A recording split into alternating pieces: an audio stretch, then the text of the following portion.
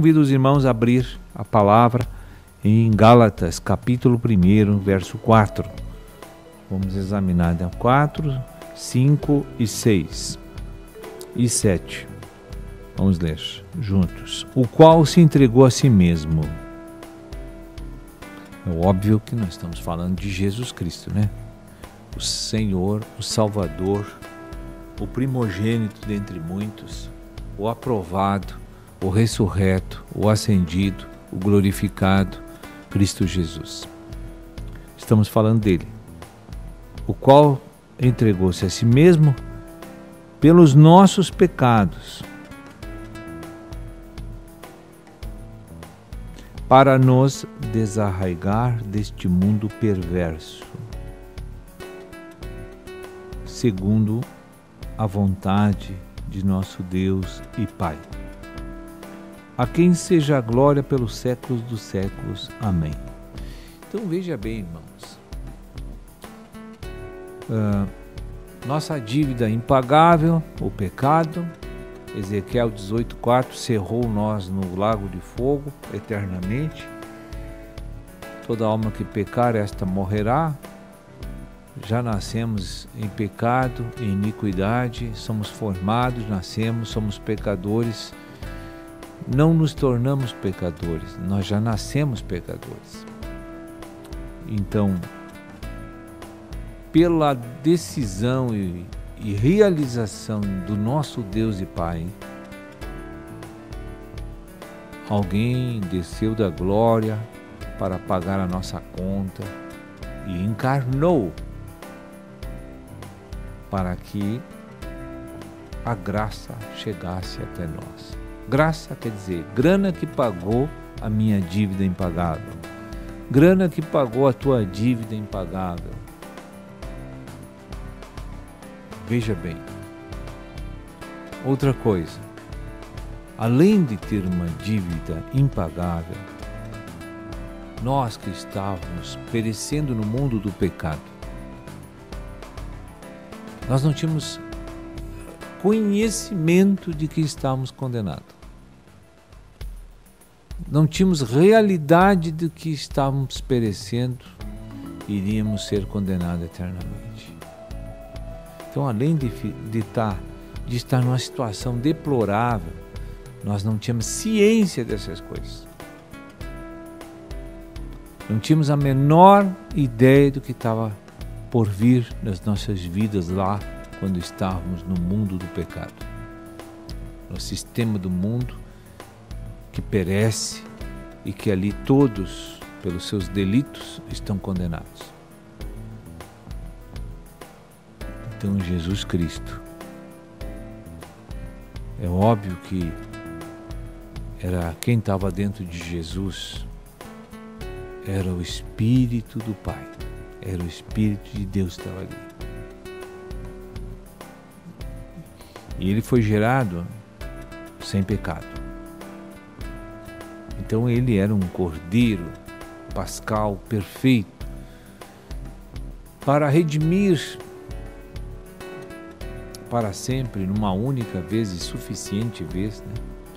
Sacrifício suficiente, único, para redimir, pagar a conta de todos, ontem, hoje e futuro. Então, esse sacrifício, ele entregou-se, aqui diz, ele entregou a sua vida. Ele entregou a vida do corpo, ele entregou a vida da alma e ele entregou o espírito. Ele diz: Pai, nas tuas mãos entrego. E o Senhor jogou ele lá no Hades, naquela hora. Mas assim como jogou, examinado a questão jurídica, Satanás ficou desesperado. Esse homem não tem pecado. Esse homem não tem natureza pecaminosa. E agora, o que vai acontecer? Ele está no lugar errado. O que vai acontecer? E aí então Deus, pelo seu poder do seu Espírito, levanta em ressurreição aquele homem, o primeiro a ressurgir dos mortos. O primeiro. para a eternidade que eu falo. Amém? Houve ressurreições, né, nos relatos do Evangelho, mas eu estou falando para a eternidade, para a glória. Aquela ressurreição que você escapa do dano da segunda morte. É essa que nós estamos falando.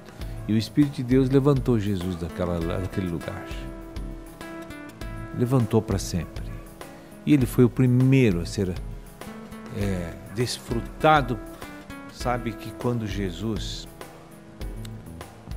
ressurgiu dos mortos, ele apareceu ali na terra e quiseram tocar ele. Eles, não. Ele ascendeu, o Pai desfrutou da ressurreição e aí ele voltou para 40 dias fazer o arremate dos evangelhos, para pregar coisas profundas e decisivas que não está bem claro na palavra de Deus.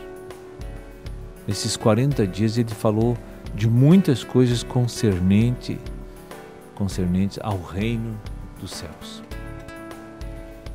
Nós não temos muita clareza nisso aqui pelas Escrituras, mas foi coisas profundíssimas, quero dizer para você, porque foi um ministério em ressurreição. Foi um ministério que não era acendido ainda, mas em ressurreição.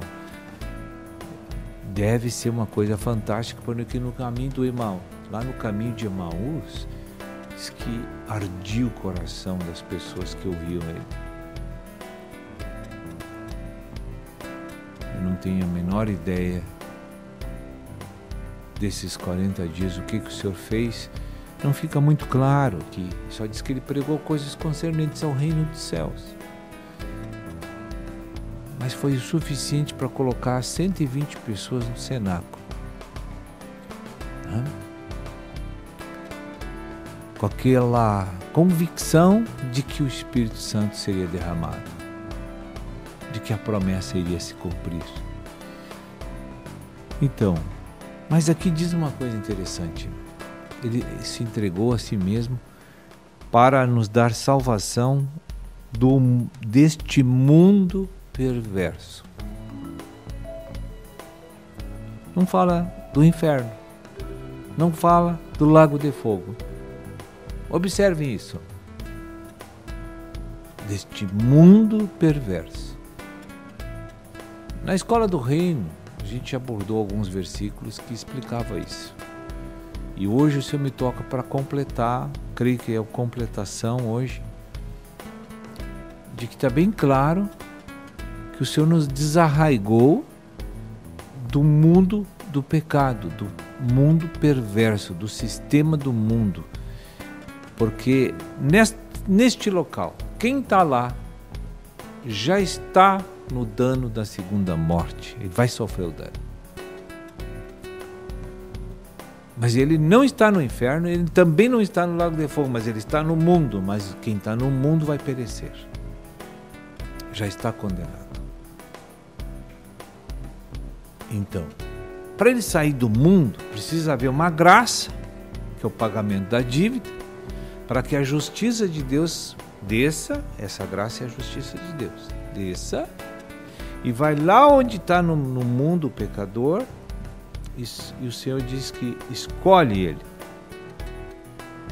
Quando ele é escolhido, ele recebe uma boa nova.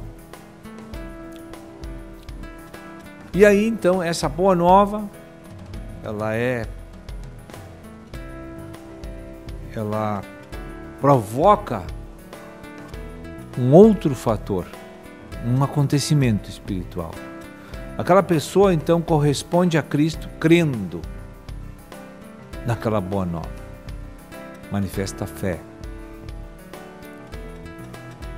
Então Deus viu o pecador, mandou o dinheiro, pagou a conta, e ele não sabia que estava devendo, que tinha dívida, nem sabia que estava condenado. Aí o Senhor foi lá e informou que ele estava condenado e que tinha como sair de lá. Aí então a fé brota no coração do escolhido. E aí ele troca, pelo poder de Deus, de local. Ele sai do ambiente da condenação eterna e vai para o ambiente da vida eterna. Ele vai para o ambiente da vida eterna. Então a graça já operou. Ele está salvo do quê? Do mundo perverso, do sistema do mundo. O que vai acontecer na vida dele agora? As outras coisas. Ele precisa ser salvo ainda do inferno, porque do lago de fogo já foi salvo. Porque quem sai do mundo do pecado está salvo do dano da segunda morte. Agora ele precisa ser salvo do inferno. Mas que inferno é esse? Trevas exteriores. Disciplina milenar que tem esperança de vida eterna. Agora, quem é condenado ao lago de fogo, esse passa no inferno e depois ressuscita para a perdição eterna. Mas os que vão para as trevas exteriores, eles têm esperança. Eles escaparam do dano da segunda morte. Então, grave bem isso no teu coração. Muitas são as perguntas sobre isso. Ainda ontem eu recebi essa pergunta. Dúvidas do que ia acontecer depois da pessoa receber essa salvação. E outra, irmão, a graça não tira só a pessoa do mundo. Não, tem mais coisas. Não livra do dano da segunda morte, tem mais. Ela santifica almas. Então a graça, ela é completa para colocar a pessoa no reino dos céus. Agora, o que não pode ocorrer nesse percurso, que eu queria encerrar aqui, o que não pode, agora eu quero ler com os irmãos. 6.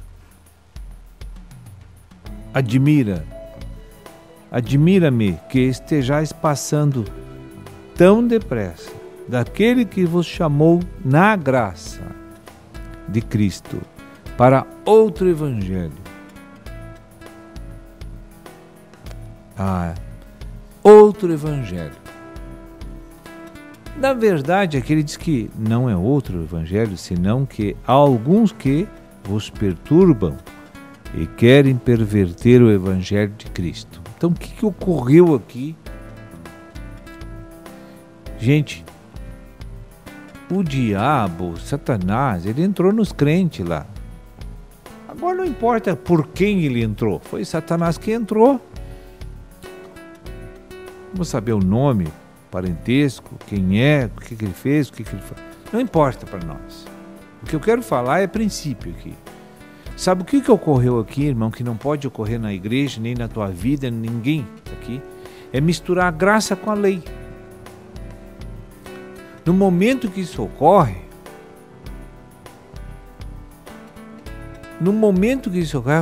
que isso ocorrer na nossa vida, irmão, todo o processo de restauração parou, estagnou. Porque é óbvio que isso denota, essa mistura, que não há culpa pelo pecado de mim e de você. Então, você nasceu da água do Espírito, foi batizado, precisa se circuncidar para completar a salvação? Não precisa circuncidar. A graça é fé, é pelo crer na pessoa de Jesus. Não se mistura nada a ela. É só a fé.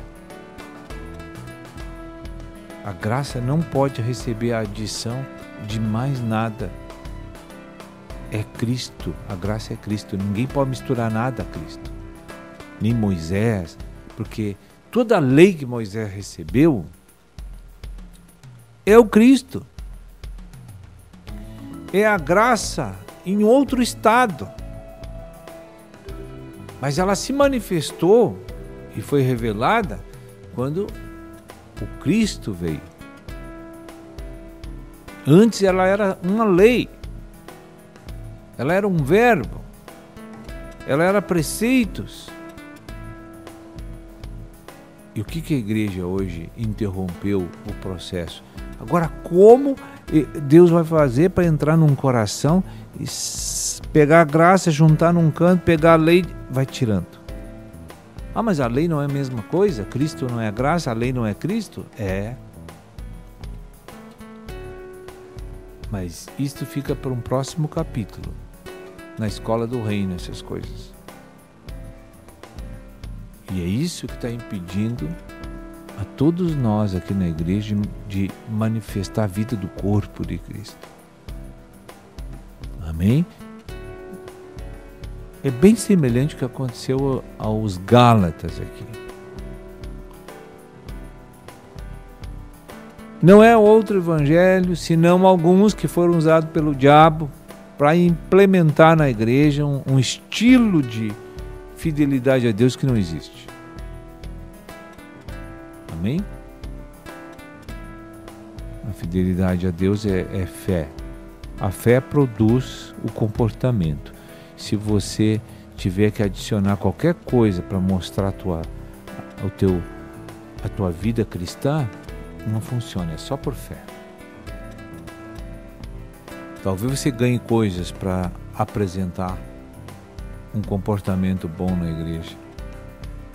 Não funciona. Se a obra não for do Espírito, nada funciona. Amém? Deus abençoe a todos.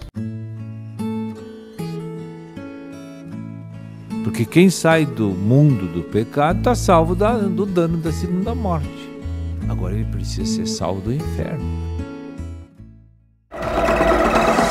Verbo.